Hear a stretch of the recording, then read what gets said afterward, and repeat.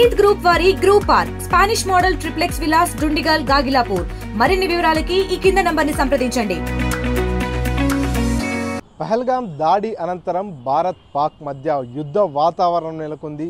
దీంతో పూర్తిగా అసలు ఏం జరుగుతుంది, యుద్ధం ప్రారంభమవుతుందా, యుద్ధం కనుక ప్రారంభమైతే ఎలాంటి పరిస్థితి ఉండబోతుంది అనేది పూర్తిగా యావత్ భారతావని అంతా కూడా చర్చించుకుంటున్నటువంటి సందర్భంలో ఖచ్చితంగా ప్రతీకార చర్య తీసుకుంటాం, అమాయక పర్యాటకులను అంతమొందించినటువంటి ఉగ్రవాదుల అంతు చేల్చుతామంటూ కూడా ఇప్పటికే కేంద్ర ప్రభుత్వం హెచ్చరికలు జారీ చేసినటువంటి పరిస్థితి. అందులో భాగంగానే తాజాగా సింధూర్ ఆపరేషన్పై యావత్ భారతావని అంతా కూడా హర్షం వ్యక్తం చేస్తున్నారు.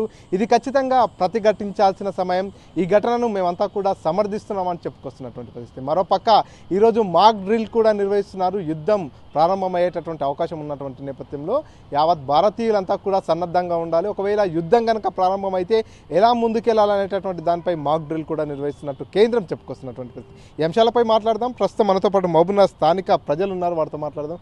అన్న, ఒకవైపు ఏదైతే మొన్న పహల్గామ్లో జరిగినటువంటి ఘటనకు ప్రతీకారం తీర్చుకుంటామంటూ కూడా కేంద్ర ప్రభుత్వం చెప్పుకొచ్చింది. అందులో భాగంగానే సింధూర్ ఆపరేషన్ కూడా మొదలుపెట్టి పూర్తిగా ఉగ్ర మూకలనంతా కూడా ఏరివేస్తున్నటువంటి పరిస్థితి కనిపిస్తుంది. మరోపక్క మాక్ డ్రిల్ని కూడా నిర్వహిస్తున్నటువంటి పరిస్థితి. ఎట్లా చూస్తారు ఈ ఘటనల్ని? ఈరోజు సాధారణమైన జనాలపైన ఎవరైతే పర్యాటకులు ఉన్నారో దానికి సంబంధించినటువంటి వాళ్ళపైన దాడి చేయడం అనేది ఇది ఒక దేశం మీద దాడి చేసినట్లే. ఎందుకంటే ఒక ప్రాంతానికి ఆహ్లాదకరంగా పిల్ల పాపలతోని ఒక ఈ వేసవి విడుదల కొరకు ఒక మంచి చూడదగ్గ ప్రదేశం ఈ భారతదేశానికి సంబంధించినటువంటి దాంట్లో ఉత్తర భారతదేశం ఉన్నటువంటి ఆ పహల్గాం దగ్గర అంటే ఇది పాకిస్తాన్ అనేది డైరెక్ట్ పాకిస్తాన్ చేసిన సైనిక చర్య. అది ఆ రోజు మాకు జరిగింది. కేవలం వాళ్ళ సైనికులకు రక్షణ ముందు వెనక మొత్తం కూడా ఈ ఉగ్రవాదం పెట్టుకొని నడిపించినటువంటి ఒక దుర్మార్గమైన పరిస్థితి. దీనికి ప్రధానమైన కారణం మేము అనుకునేది ఏంటంటే అక్కడ ఉన్నటువంటి వాళ్ళ ఆర్థిక పరిస్థితి బాగాలేక ఈరోజు వాళ్ళ దేశం మొత్తం చిన్నాభిన్నం అవుతుంది కనుక ఒక్కసారి వాళ్ళ ప్రజల లోపల వాళ్ళకు ఉన్నటువంటి రాజకీయంగా వాళ్ళ ప్రజలను డైవర్షన్ చేయడానికి ఈరోజు భారతదేశం పైన ఇలాంటి కవించర్ చేసింది. నిజానికి శక్తి సామర్థ్యాలు అనేటివి సైనికుల మధ్య జరుగుతున్నటువంటి పోరాటం. కానీ సాధారణ ప్రజలపైన పర్యాటకులపైన దాడి చేయడం అంటే ఇది ఒక దేశం మీద దాడి చేసినట్లే. రాజకీయాలకు సంబంధించినటువంటిది ఎప్పుడైతే ఎలక్షన్ల మాత్రమే ఈ దేశంలో ఉన్నటువంటి అంబేద్కర్ గారు ఇచ్చినటువంటి ఒక గొప్ప రాజ్యాంగం ప్రకారం ఆయన రాజ్యాంగాన్ని స్ఫూర్తి తీసుకొని ఏదైతే ఎలక్షన్స్ జరుగుతున్నాయో దాంట్లో రాజకీయాలు కేవలం ఎలక్షన్స్ అప్పుడు మాత్రమే.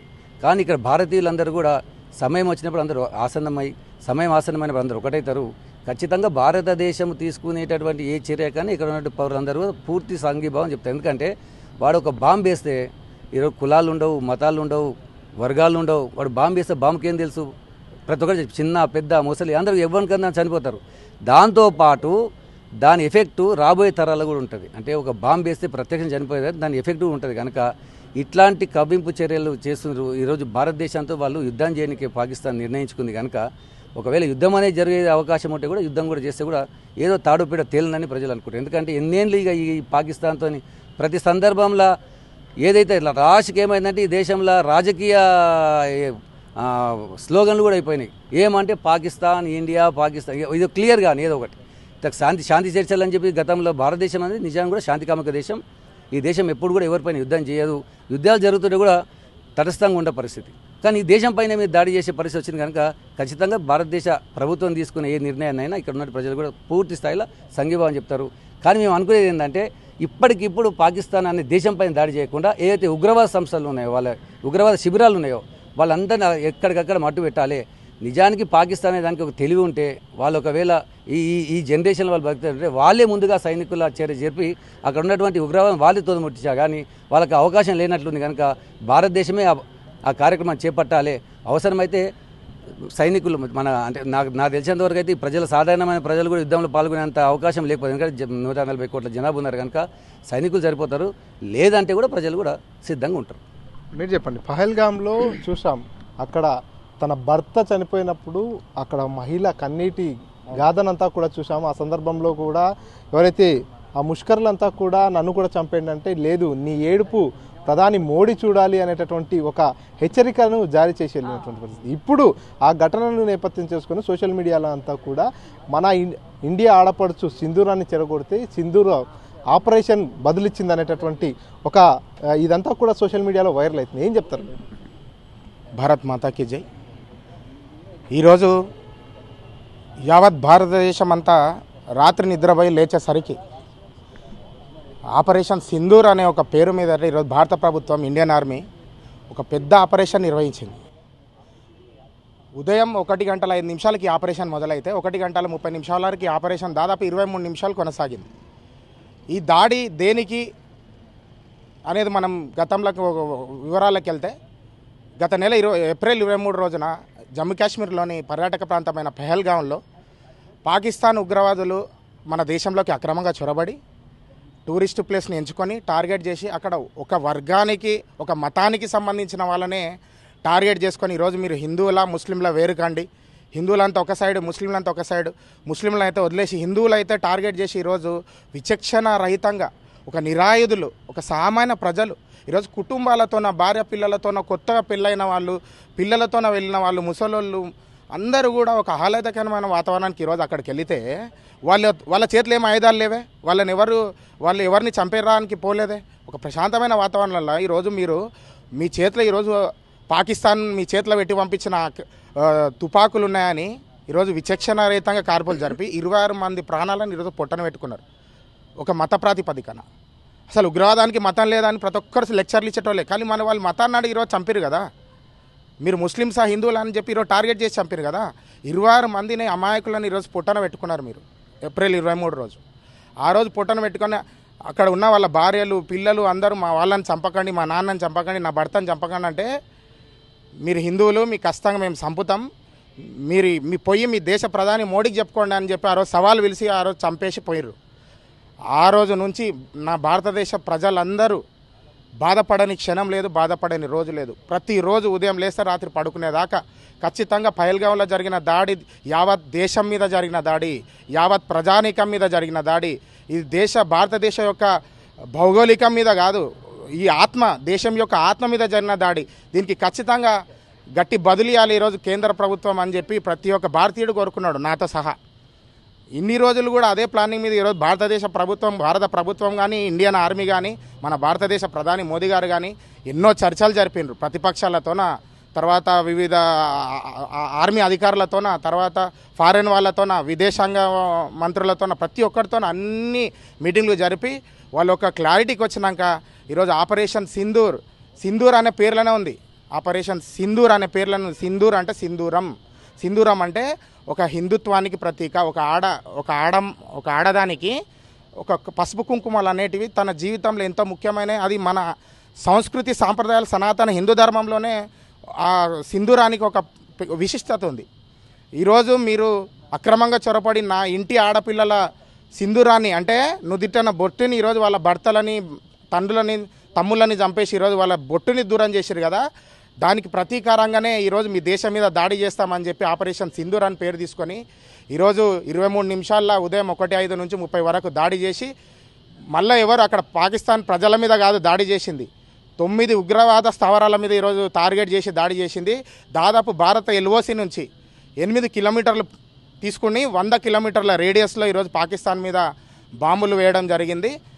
మొత్తం ప్రూఫ్స్తో సహా కూడా సైనిక అధికారులందరూ కాసేపటి క్రితమే ప్రెస్ మీట్ పెట్టి మరి అక్కడ ఎక్కడెక్కడ ప్రాంతాలలో ఏదైతే ఈ ఉగ్రవాదులు దాక్కొని ఉన్నారో వాళ్ళ స్థావరాలు ఉన్నాయని చెప్పి మొత్తం టార్గెట్ చేసి వాళ్ళని అందరినీ కూకటి వేలతో పెకలించి వేసినట్టు వాళ్ళ మీద బాంబులు దాడి చేసి నిర్వీర్యం చేయడం జరిగింది. అవన్నీ కూడా వీడియోలు, ఫోటోలు, శాటిలైట్ పిక్చర్స్తో సహా. ఎందుకంటే చాలామంది ఎంత దాడి చేసినా వీరు చేయలేరు, మీతోనే ఏమైనా ఆధారాలు ఉన్నాయని చెప్పి అడిగే దౌర్భాగ్య స్థితిలో ఈరోజు కొంతమంది అనాలోచిత నిర్ణయాలు జరుగుతుంది. కానీ దేశం మీద సమస్య వచ్చినప్పుడు ఖచ్చితంగా అందరం కూడా ఏకతాటి మీద ఉండాలనే ఉద్దేశంతో ఆధారాలతో సహా నిరూపించడం జరిగింది.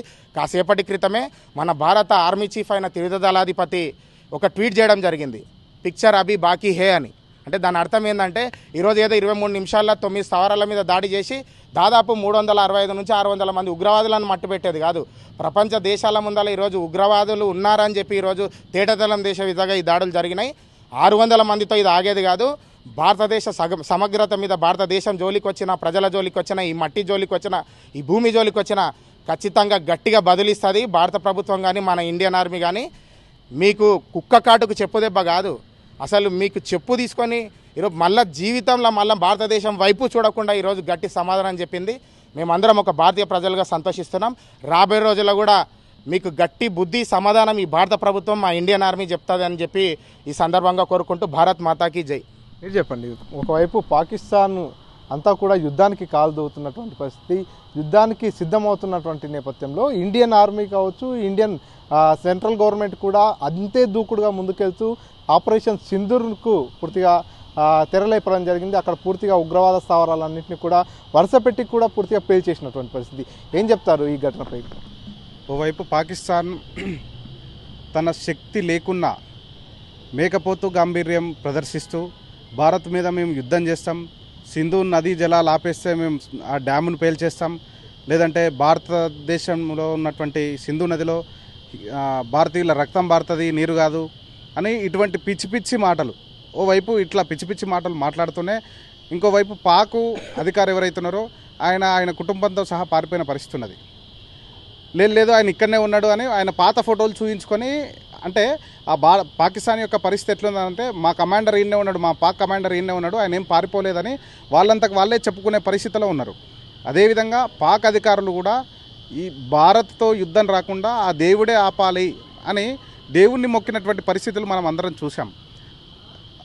ఒకవైపు ఈ భారతదేశం ఎంత గట్టిదో, ఓవైపు ఈ భారతదేశం ఎంత గట్టిగా సమాధానం ఇస్తుందో పాకిస్తాన్ తెలిసి కూడా మన దేశంలోకి చొరబడి అమాయకమైనటువంటి ప్రజలను చంపినప్పుడు భారత్ అదే స్థాయిలో సమాధానం చెప్పాలి కూడా. ఎందుకంటే ఉగ్రవాదం అనేది నిన్నటిదో మొన్నటిదో కాదు. ఈ దేశానికి స్వతంత్రం వచ్చిన తర్వాత అనేక సంవత్సరాలు ఈ దేశాన్ని పరిపాలించిన కాంగ్రెస్ పార్టీ కేవలం ఓట్ల కోసం రాజకీయం చేస్తూ పాకిస్తాన్కి ఏది కావాలంటే అది ఇచ్చిండ్రు, పాకిస్తాన్ ఏది కోరుకుంటే అది ఇచ్చిండ్రు. అసలు ఈ భారతదేశంలో పుట్టినటువంటి సింధు నదిపై వాళ్ళ హక్కులు ఎక్కటివి? ఎవరి కోసం చేసిండ్రు అది? అంటే ముస్లింల ఓట్ల కోసము, అదేవిధంగా ఆ దేశాన్ని విభజించిన తర్వాత కూడా దాని మీద ప్రేమ చావలేదు ఇక్కడ ఉన్నటువంటి కొంతమంది పొలిటికల్ నాయకులకు.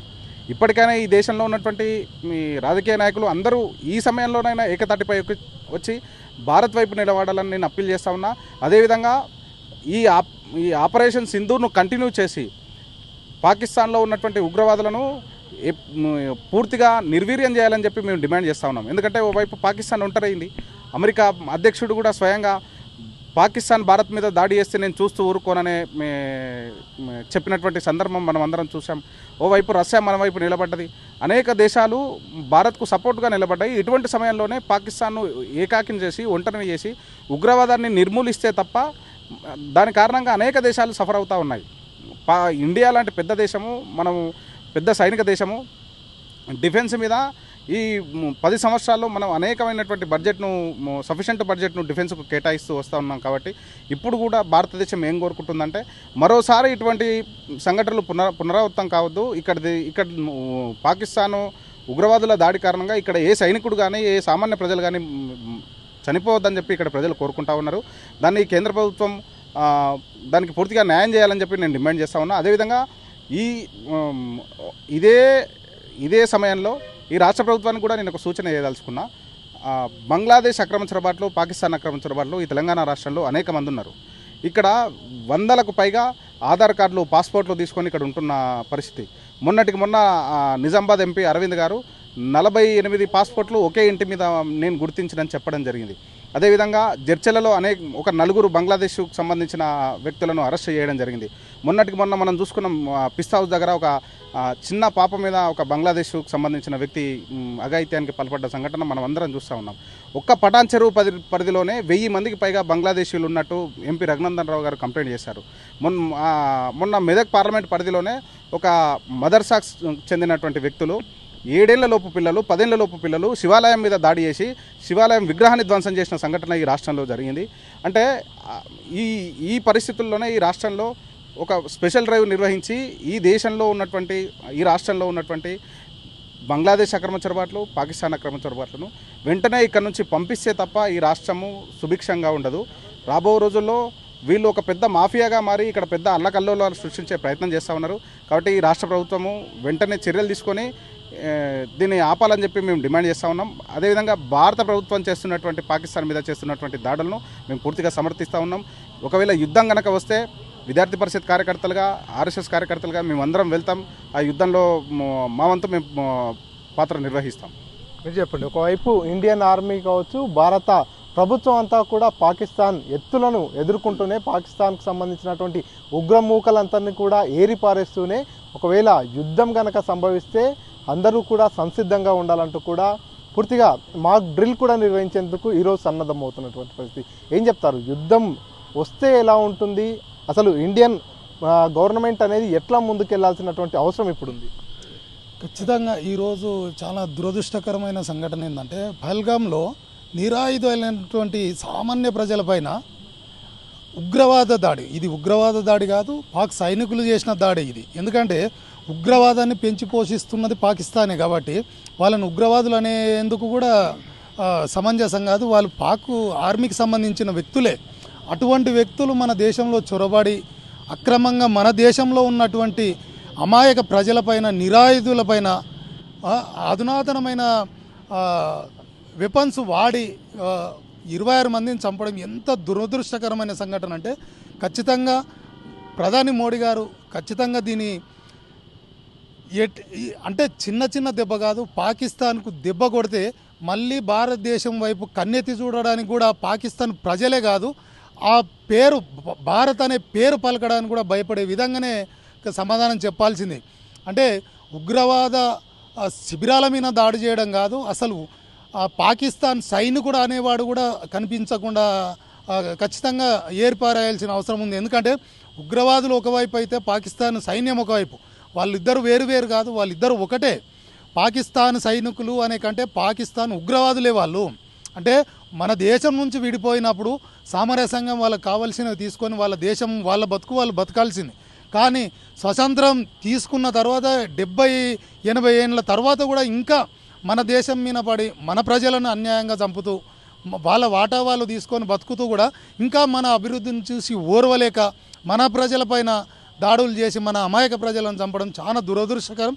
ఖచ్చితంగా ప్రధాని గారు ఈ చేతులు కట్టుకొని ఇంకా సహనము ఓర్పు అనే ఈ నినాదాన్ని పక్కన పెట్టాల్సిందే ఇప్పుడు. ఎందుకంటే మన దేశంలో ఉంటూ చాలామంది దుర్మార్గులు కూడా మన దేశంలో ఉంటూ మన తిండి తింటూ పక్క దేశంలోని పాట పాడుతున్న సందర్భం చూస్తుంటే చాలా బాధ అనిపిస్తుంది. అటువంటి విధవలకు కూడా నేను గట్టిగా చెప్తా ఉన్నా, మీకు భారతదేశంలో ఉండాలి, భారతదేశం మీద ప్రేమ ఉంటే భారతదేశంలో ఉండండి. లేదు పాకిస్తానే మాకు కావాలి, పాకిస్తాన్ మీద ప్రేమ చావలేదంటే ఖచ్చితంగా ఆ విధవలంతా పోవాల్సిందే. నా దేశంలో పక్క దేశముని ప్రేమించి నా దేశాన్ని విమర్శించే ఏ విధ కూడా నా భారతదేశంలో ఉండాల్సిన అవసరం లేదు. నా భారత ప్రజలు, నా దేశాన్ని ప్రేమించే ప్రజలు నా దేశంలో ఉంటారు. కానీ నా దేశంలో ఉంటూ నా తిండి తింటూ పక్క దేశముని పాట పాడుతూ పక్క దేశమోడు గెలిస్తే వానికి చప్పట్లు కొట్టుడు, మన దేశంలో ప్రజలు చనిపోతే సంబరాలు చేసుకోవడం, ఇదెంత దౌర్భాగ్యం. ఖచ్చితంగా ఎవడైనా పాకిస్తాన్కు ఇక్కడ భారతదేశంలో ఉండి సపోర్ట్ చేస్తే వాడిని కూడా నడి రోడ్డులో ఎన్కౌంటర్ చేసి చంపాలని చెప్పి నరేంద్ర మోడీ గారిని ఇక్కడ ఉన్న రాష్ట్ర ప్రభుత్వాన్ని కూడా విజ్ఞప్తి చేస్తూ ఉన్నా. ఎందుకంటే మన దేశం మనం అభివృద్ధి చేసుకోవాలి తప్ప మన దేశం మీద ఆడెవడో వచ్చి పెత్తనం చేసి మన ప్రజలను చంపుతూ మన సంపద మీద మన సంపదను కొల్లగొట్టాలని చెప్పి మనం కూడా వాళ్ళలాగా అడకత్తినే స్థాయికి పోవాలి. ఇప్పుడు దేశం ఉన్నదే అడకత్తినే పరిస్థితిలో ఉంది. అటువంటి దుర్మార్గులు వచ్చి మన దేశం మీద దాడులు చేస్తూ ఉంటే మనం ఇంకా చేతులు కట్టుకొని కూర్చోవాల్సిన అవసరం లేదు. ఖచ్చితంగా భారత సైన్యమే కాదు, భారత ప్రజలందరూ కూడా పాకిస్తాన్ని తుదముట్టేందుకు అందరూ కూడా సిద్ధంగానే ఉండరు. ఒక్క పహల్గామే ఈరోజు భారతదేశాన్ని ఏకతాటిపైకి తీసుకొచ్చింది. ఖచ్చితంగా పాకిస్తాన్ కూడా హెచ్చరిస్తూ ఉన్నాం, చేసిన తప్పుకు భారత ప్రజలకు మోకరిల్లి క్షమాపణ చెప్పి మరోసారి మీ జోలికి రామని చెప్పి మోకరిల్లి క్షమాపణ చెప్పాల్సిందే. లేకపోతే భారత ప్రజలు, భారత సైన్యం ఒక్క నిమిషం వాళ్ళు అనుకుంటే మీ దేశమే, ఈ భూమండలం మీద మీ దేశమే కనిపించదని కూడా మీకు హెచ్చరిస్తా ఉన్నాం. ఖచ్చితంగా మోడీ గారిని కూడా మరొకసారి రిక్వెస్ట్ చేస్తూ ఉన్నా, చేతులు కట్టుకొని ఉండాల్సిన అవసరం లేదు. 26 మంది మన దేశంలో ఉన్న ఒక సుందరమైన ప్రాంతంలో సేద తీరడానికి వెళ్తే మన దేశంలోకి వచ్చి మన ప్రజలను చంపుతూ ఉంటే మనం చేతులు కట్టుకొని ఉండాల్సిన అవసరం లేదు. ఎవడు పాకిస్తాన్ నుంచి వచ్చినా పక్క దేశం నుంచి వచ్చినా మన దేశ ప్రజలను కాపాడుకోవాల్సిన బాధ్యత మనది.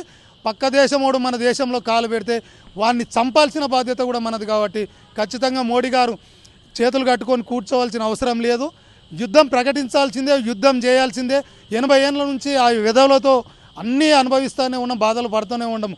మన కష్టం మనం చేసుకుంటూ మన దేశాన్ని మనం అభివృద్ధి చేసుకుంటూ పక్కోడికి లొంగి ఉండాల్సిన అవసరం లేదు. మనం శాంతి అని మనం చేతులు కట్టుకోవాల్సిన అవసరం లేదు. కాబట్టి ఖచ్చితంగా దేశ ప్రజలందరూ కూడా మోడీ గారు వెనుకనే ఉన్నారు. మోడీ గారు మీరు ఎక్కడ కూడా వెనక్కి అడుగు వేయాల్సిన అవసరం లేదని చెప్పి ఈ సందర్భంగా మేము విజ్ఞప్తి చేస్తూ ఉన్నాం.